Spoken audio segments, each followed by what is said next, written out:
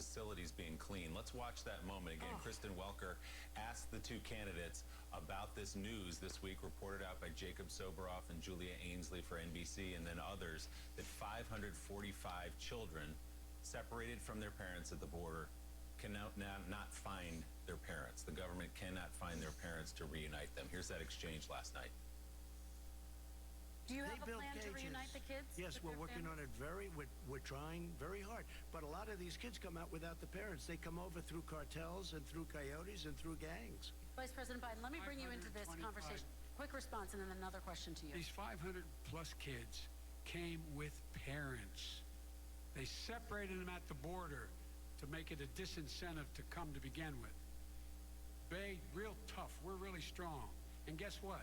They cannot, it's not coyotes didn't bring them over. Their parents were with them. They got separated from their parents. And it makes us a laughing stock and violates every notion of who we are as a nation. Let me ask you a follow-up Kristen, question. they did it. We changed the policy. Your response they to did that? It. We changed. Did not They built the cages. Who built the cages, Joe? Let's talk about what Who built the talking cages, about. Joe? Let's talk about what we're talking about. What happened? Parents were ripped, their kids were ripped from their arms and separated. And now they cannot find over 500 sets of those parents, and those kids are alone. Nowhere to go. Nowhere to go. It's criminal. It's criminal. Let me ask Kristen, you about I will say this. They went down. We brought reporters, everything. They are so well taken care of. They're in facilities that were so clean. Facilities that were so clean after they were separated from their parents. Let's bring in MSNBC correspondent Jacob Soboroff, who I just mentioned. He's the author of the book, Separated: Inside an American Tragedy. Jacob, good morning. I was thinking about you when that question was asked and thinking about Julia Ainsley as well. You two have reported so deeply on this over the last couple of years. You've been down to see some of these facilities. Help us sort through what the president said there.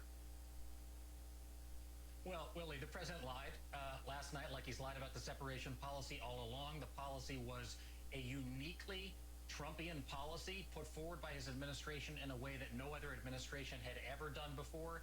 It was torture, according to Physicians for Human Rights. It was government-sanctioned child abuse, according to the American Academy of Pediatrics. He talked about inviting reporters down to see the facilities where the children were, in his words, as we just heard, so well taken care of. I was one of those reporters. What I saw was not that at all. I saw children sitting on concrete floors, covered by Mylar blankets, supervised by security contractors in a watchtower. It was... it makes me sick. As I said last night, every single time I recall it, and those children were there only because they had been taken away from their parents by Donald Trump. The 545 kids that he sort of dismissed as coming with coyotes last night, it's preposterous. They came with their parents. They were taken from their parents. They were warned if they took them from their parents, they may not be able to find them, and the children would be irreparably harmed for a lifetime, and they did it anyway. So, Jacob, it's worth pointing out, going back into some your reporting this week about where these kids are, because there was no plan. The question was, what is your plan to reunite these kids with their parents? He didn't have an answer because there is no plan. As you and Julia have reported, the government's not really even working on that part of it. It's been outsourced to sort of non-government groups. So how do we get these kids back together with their families?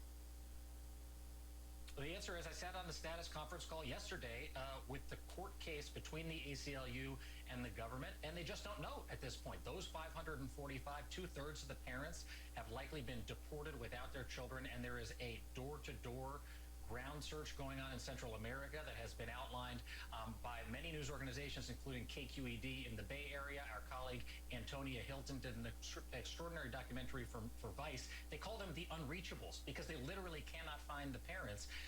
HHS, they warned that if they did this, they would not have the capacity, it would harm the children.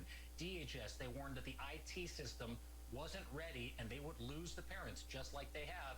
And we reported, and as did the New York Times a couple of weeks ago, the DOJ warned against separating young children because they would not be able to find their parents.